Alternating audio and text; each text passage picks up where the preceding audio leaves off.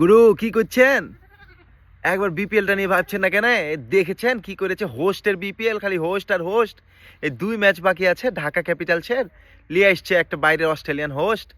তো 2 ম্যাচের জন্য একটা ভালো বিদেশি প্লেয়ার নিয়ে আসলে হতো। সে বিদেশি প্লেয়ারটা ভালো খেলতো এবং টিম প্লে অফে যাইতো। একটা বিদেশি হোস্ট নিয়ে আসছে, মানে বুঝতে পারছি না। হোস্ট কি নিজে টাকা দিয়ে চলে এসেছে নাকি? আর স্মিতা চৌধুরীকে নিয়ে আসছে, ও ক্রিকেট বোঝে? মানে কি, মানে ওর কি নিজের ফেসবুক আইডি ভারী করছে আর কি করছে? আর একটা নিয়ে এসেছে ইয়াশা সাগর।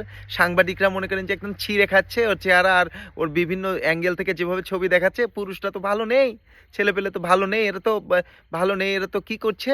মানে আমি বাঁচতে পারছি না। আরেকটা ব্যাপার, দুর্বল না কি দুর্বার আছে, কে তো কোনো টাকাই দিচ্ছে না।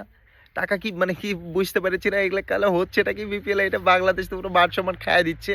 ইনুস সরকারের মান সম্মান খাচ্ছে না, ইনুস সরকারের নাম দিয়ে বিপিএল চালাচ্ছে।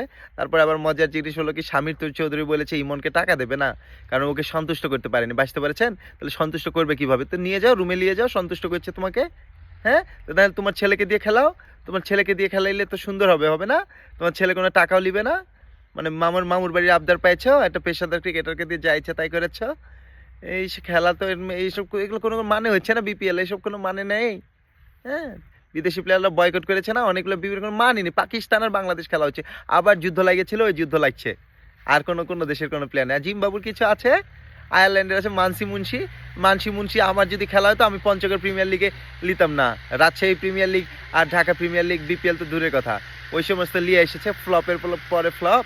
আর শফিউল বল করছে কি দেখছো? ঠাস ঠাস করে বাড়ি মারছে। মানে অবস্থাটা কি, শফিউল তো মনে করছে যে শফিউলের বাচ্চা খেলবে। এখন তুমি শফিউল কি করছো? তোমার বোলিং হচ্ছে এসব কোনো? এসে চলে যাও, তোমরা চলে যাও। বিপিএল বন্ধ করে এসব নাটক এসব বন্ধ করে ইয়াশা সাগারকে নাচাও।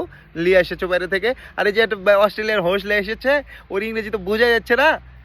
ওর ইংরেজি বলছে লিটন, বলছে লিটন নাম বলছে লিয়ান। লিয়ান এরকে গ্লোটালটি ব্রিটিশ ইংরেজি উচ্চারণ করছে, আমরা বুঝতে হবে না। লিটন বলছে না, শামসুল বুঝছো, বলছে আমরা বুঝবো কিভাবে? মজার ব্যাপার গুলো।